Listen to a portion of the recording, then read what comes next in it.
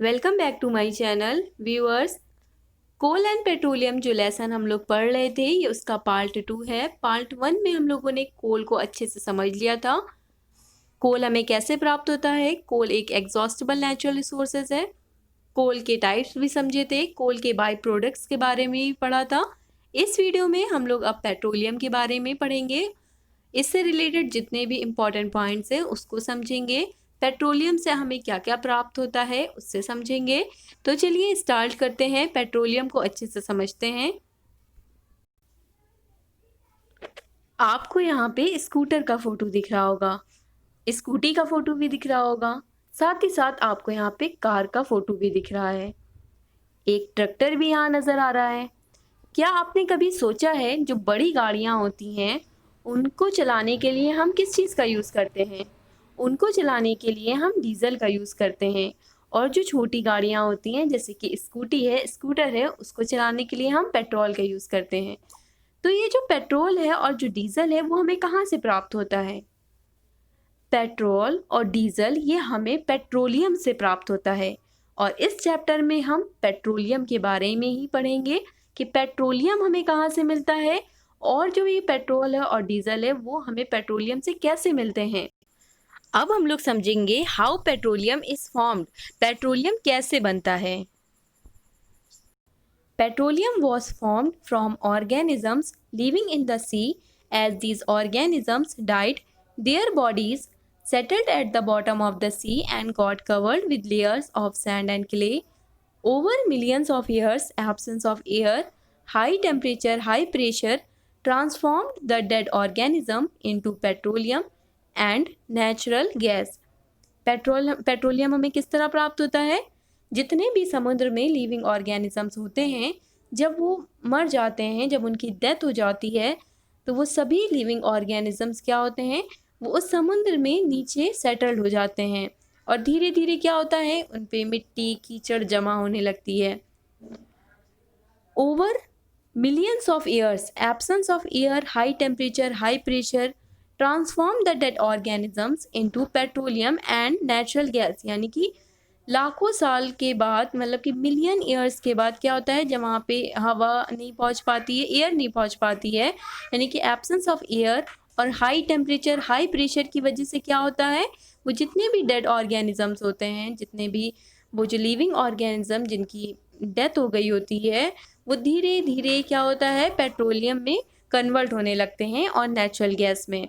तो इस तरह से क्या होता है, जितने भी लिविंग ऑर्गेनिजम्स होते हैं जिनकी डेथ हो जाती है वो पेट्रोलियम और नेचुरल गैस में बदलने लगते हैं। इनको बदलने में कई साल लग जाते हैं। ऐसा नहीं है केवल 2 से 4 साल लगे, बल्कि हज़ारों साल लगते हैं इनको बदलने में। अब हम लोग थोड़ा सा जानेंगे कि इंडिया में कहाँ कहाँ पे पेट्रोलियम पाया जाता है। यहाँ पे देखिए पैराग्राफ क्या लिखा है। The world's first oil well was drilled in Pennsylvania, USA in 1859. 8 years later in 1867 oil was struck at Makkum in Assam. In India, oil is found in Assam, Gujarat, Mumbai High and in the river basins of Godavari and Krishna. सबसे पहले जो petroleum निकालने के लिए जो कुआं खोदा गया था वो कहाँ खोदा गया था, वो पेनिनसुला में खोदा गया था, यूएसए में। किस सन में? 1859 में। 8 साल बाद 1867 में हमें कहाँ मिला पेट्रोलियम? मक्कुम में मिला, जो कि आसाम में पड़ता है। और भारत में कहाँ कहाँ पे पेट्रोलियम पाया जाता है? आसाम में, गुजरात में, मुंबई हाई में और in the river basins of Godavari and Krishna. Krishna और गोदावरी जो रिवर है उसकी घाटी पे पेट्रोलियम पाया जाता है। यहाँ पे आपको एक डायग्राम दिख रहा होगा, petroleum and natural gas deposited. सबसे ऊपर क्या है, ये नेचुरल गैस है, उसके बाद पेट्रोलियम है, देन वाटर। पेट्रोलियम एक ऑयली है, देन क्या है, वाटर है। तो पानी के ऊपर तेल है, फिर ऊपर गैस है। क्यों ऐसा होता है कि पानी से तेल कभी नहीं मिलता है, ये आपको पता होगा। क्योंकि ऑयल की जो डेंसिटी होती है वो ज़्यादा नहीं होती है, इसलिए वो कभी भी पानी से मिक्स नहीं होता है। तो बस आपको यही यहाँ पे देखना है कि पानी के ऊपर ऑयल है यानी कि पेट्रोलियम है, देन यहाँ पे गैस है, उसके ऊपर नेचुरल गैस है। अब हम लोग क्या समझेंगे, रिफाइनिंग ऑफ पेट्रोलियम। रिफाइनिंग क्या होती है, अब हम लोग इसको समझते हैं। यहाँ पे देखिए, the process of separating the various constituents fractions of petroleum is known as refining. यानी कि रिफाइनिंग का क्या मतलब होता है, पेट्रोलियम में जितने भी प्रोडक्ट्स होते हैं उनको जब हम लोग पेट्रोलियम से अलग करते हैं तो उसी प्रोसेस को क्या कहते हैं, रिफाइनिंग कहते हैं। यहाँ पे आपको एक डायग्राम दिख रहा है, पेट्रोलियम रिफाइनरी। तो ये क्या है, यहीं पे ये प्रोसेस होती है पेट्रोलियम रिफाइनरी में। ऊपर देखिए क्या लिखा है, petroleum is dark oily liquid. क्या है, पेट्रोलियम एक डार्क कलर का ऑयली लिक्विड होता है। अनप्लेजेंट स्मेल, यानी कि इसकी जो गंध होती है वो जो इसकी गंध होती है वो बहुत ही बदबूदार होती है। इसको क्रूड ऑयल भी बोलते हैं, ब्लैक गोल्ड के नाम से भी जानते हैं, साथ ही साथ रॉक सॉइल भी कहते हैं पेट्रोलियम को। आई होप आपको समझ में आया होगा रिफाइनिंग का मतलब। आपको यहाँ पे एक डायग्राम दिख रहा होगा, यहाँ पे क्या आपको शो हो रहा है कि हम लोग पेट्रोलियम से कौन कौन से प्रोडक्ट यहाँ पे मतलब कि हम प्राप्त कर रहे हैं।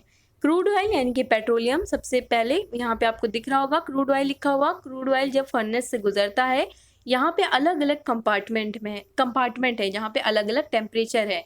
तो ये जब क्रूड ऑयल इस कंपार्टमेंट में जाता है तो अलग अलग टेम्परेचर में हमें कई प्रोडक्ट्स मिलते हैं।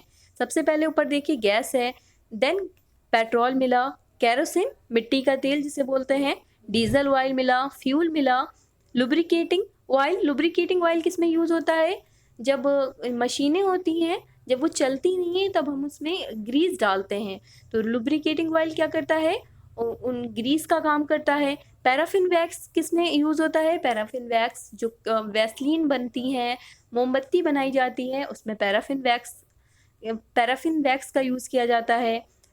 एसफाल्ट कहाँ यूज़ होता है, एसफाल्ट रोड बनाने में यूज़ किया जाता है। तो इस तरह से हम क्या देख रहे हैं कि एक पेट्रोलियम से हमें कितने ढेर सारे प्रोडक्ट्स मिले। अगला अब हम लोग समझेंगे पेट्रोलियम से जो हमें प्रोडक्ट्स मिले थे उसका यूज़ कहाँ कहाँ होता है, कौन कौन से प्रोडक्ट्स मिले थे, जैसे कि एलपीजी प्राप्त हुआ था, पेट्रोल प्राप्त हुआ था, केरोसिन ऑयल है, डीजल है, लुब्रिकेटिंग ऑयल है, पैराफिन वैक्स है और बिटुमेन है। ध्यान रखिएगा ये जो बिटुमेन है ये क्या है, ये पेट्रोलियम से प्राप्त होता है।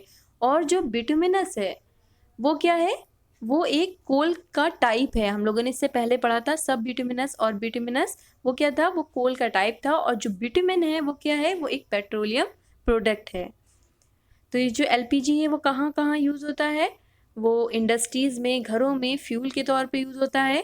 पेट्रोल का यूज़ आप जानते ही हैं, केरोसिन मिट्टी का तेल स्टोव जलाने में, लैंप जलाने में, इन सब में केरोसिन ऑयल का यूज़ किया जाता है। डीजल का यूज़ कहाँ होता है, बड़ी बड़ी गाड़ियों में डीजल का यूज़ किया जाता है, ट्रैक्टर चलाने में, ट्रक चलाने में, जब हमें लंबा सफ़र करना होता है तो उस वक्त हम डीजल का इस्तेमाल करते हैं। इलेक्ट्रिक जनरेटर्स में, जो जनरेटर्स आपने देखे होंगे, जनरेटर्स अक्सर स्कूलों में भी जनरेटर्स लगाए जाते हैं, जब लाइट चली जाती है तो जनरेटर्स का यूज़ किया जाता है, तो उसमें भी डीजल का इस्तेमाल किया जाता है। लुब्रिकेटिंग ऑयल का यूज़ लुब्रिकेशन के लिए किया जाता है। पैराफिन वैक्स का इस्तेमाल कहाँ होता है, वैसलीन, कैंडल्स और ऑइंटमेंट्स में यूज़ किया जाता है, कैंडल्स बनाने में, वैसलीन बनाने में, और जो ऑइंटमेंट्स होते हैं उसमें पैराफिन वैक्स का इस्तेमाल किया जाता है। बिटुमेन पेंट्स में, रोड बनाने में, रोड की जो ऊपर की सरफेस होती है उसमें बिटुमेन का इस्तेमाल किया जाता है। कोल जब हम लोगों ने चैप्टर पढ़ा था तो उसमें समझा था, आजकल क्या होता है, कोल तार की बजाय क्या यूज़ किया जा रहा है, बिटुमेन का इस्तेमाल किया जा रहा है। कोल तार जिसे डाबर बोलते हैं उसकी जगह बिटुमेन का इस्तेमाल अब होने लगा है।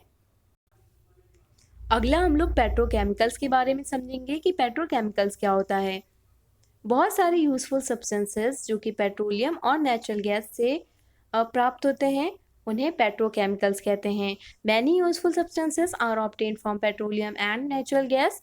These are termed as petrochemicals. These are used in the manufacture of detergents, fibers, polythene and other man-made plastics.